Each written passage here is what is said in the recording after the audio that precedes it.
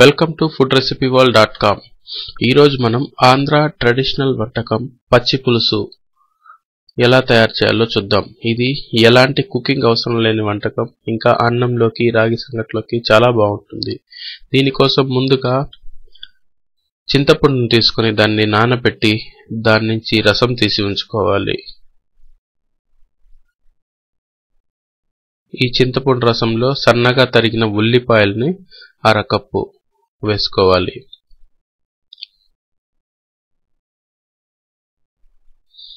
ఇప్పుడు 5 లేక 6 వెల్లుల్లి రెబ్బలను బాగా దంచుకొని వాటిల్ని ఇందులో వేసుకోవాలి. ఇంకా 4 లేదా 5 పచ్చిమిరపకాయలను ముక్కలుగా చేసుకొని వాటిని కూడా దంచుకొని అవి కూడా ఇందులో వేసుకోవాలి.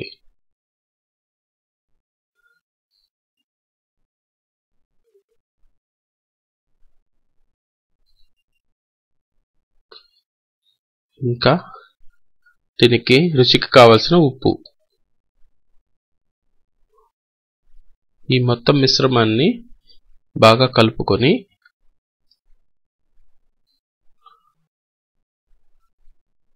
దానికి కావలసిన నీరు పోసుకొని సర్వ్ చేసుకుంటే అంతే, ఎంతో రుచికరమైన ఆంధ్ర పచ్చి పులుసు మీకోసం రెడీ అయిపోతుంది. తెలుగువారి వంటలకు స్వాగతం. ఈరోజు తెలుగువారి వంటలలో పెరుగు పులుసు ఎలా తయారు చేయాలో చూద్దాం. ముందుగా ప్యాన్లో కొంచెం ఆయిల్ వేడి చేసుకొని అందులో ఆవాలు,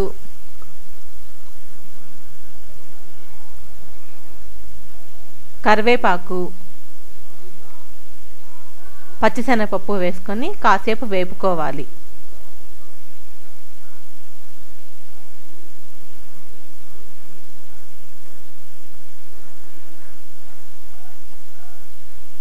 తర్వాత ఉల్లిపాయ ముక్కలు వేసుకోవాలి. ఇప్పుడు పచ్చిమిరపకాయ ముక్కలు వేసుకొని మరి కాసేపు వేగనివ్వాలి. ఉల్లిపాయలు రంగు మారేంత వరకు వేగనివ్వాలి.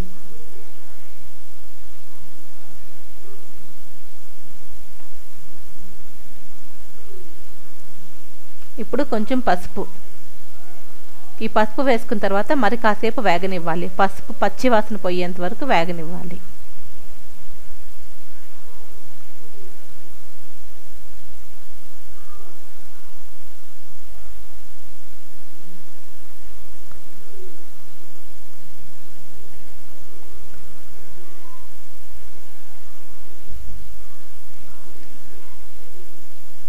ఇప్పుడు ఈ మిశ్రమాన్ని పెరుగులో వేసుకుందాం.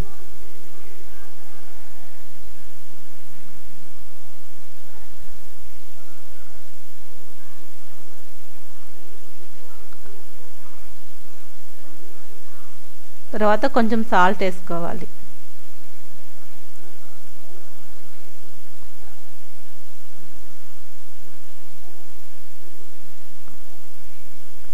ఇప్పుడు దీన్ని బాగా కలుపుకుందాం.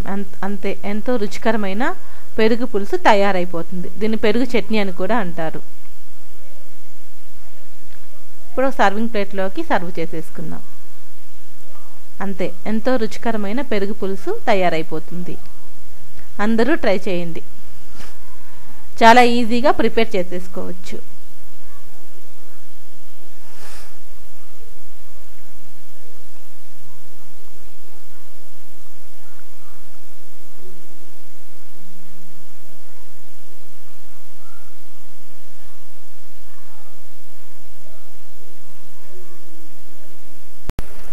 హాయ్, అందరికీ నమస్కారం. ఈరోజు మనం తెలుగువారి వంటలలో నిమ్మకాయ రసం పచ్చడి ఎలా తయారు చేయాలో చూద్దాం. ఇందుకు ముందుగా ఒక బౌల్లో నిమ్మకాయల్ని రసం తీసుకోవాలి.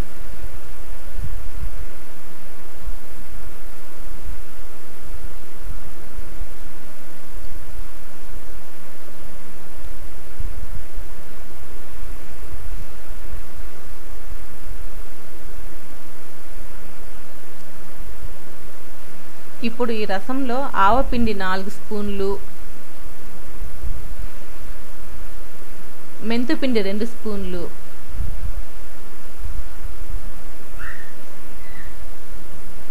కారం 1 కప్పు, సాల్ట్ 1/2 కప్పు వేసుకొని బాగా కలుపుకోవాలి.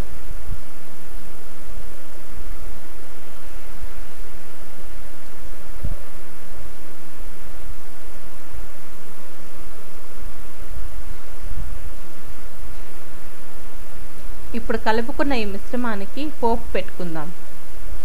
ముందుగా ప్యాన్లో ఆయిల్ వేడి చేసి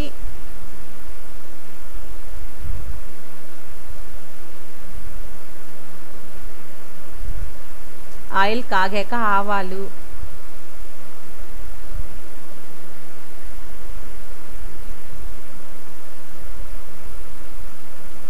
పచ్చిశనగపప్పు,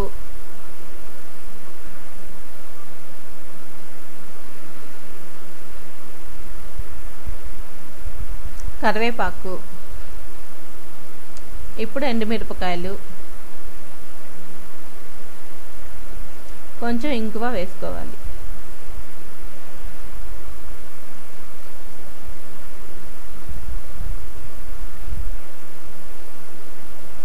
ఇప్పుడు ఇది చల్లారాక మనం ముందుగా సిద్ధం చేసుకున్న నిమ్మరసంలో పోసేసి బాగా కలుపుకోవాలి.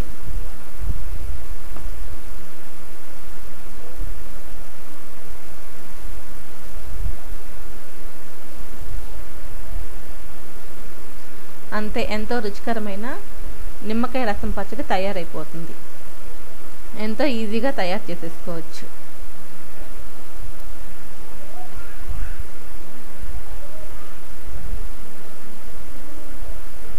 చాలా బాగుంటుంది, అందరూ ట్రై చేయండి.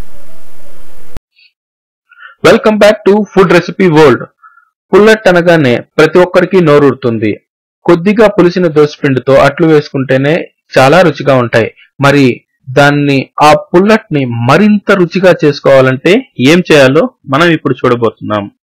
దీనికోసం కొద్దిగా 24 గంటల నుంచి 36 గంటల సేపు పులిసిన దోసపిండిని లేదా ముందు రోజు మిగిలిన దోసపిండిని తీసుకొని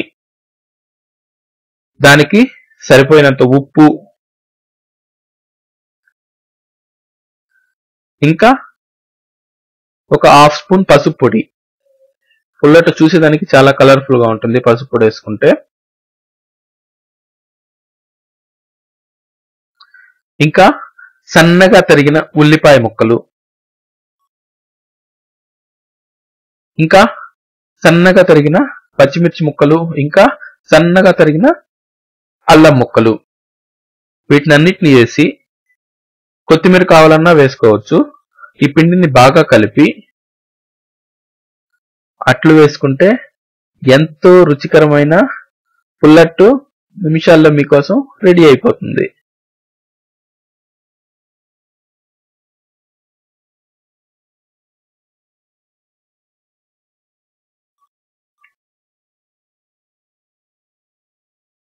మరిన్ని వంటల కోసం food recipe world channel subscribe చేసుకోవడం మర్చిపోవద్దు.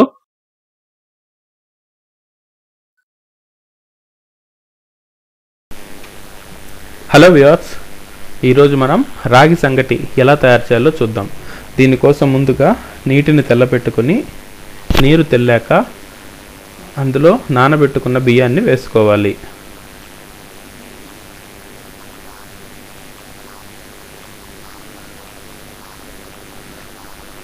బియ్యం ఉడికాక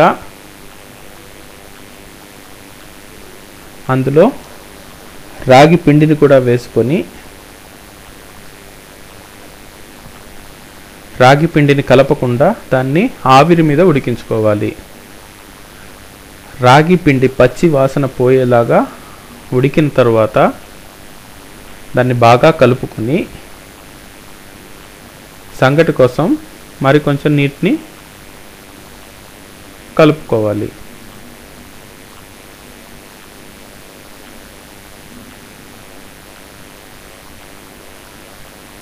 సంగట్లో ఉప్పు కలుపుకునే దానికి ఇష్టపడే వాళ్ళు కొంచెం ఉప్పు వేసుకోవచ్చు.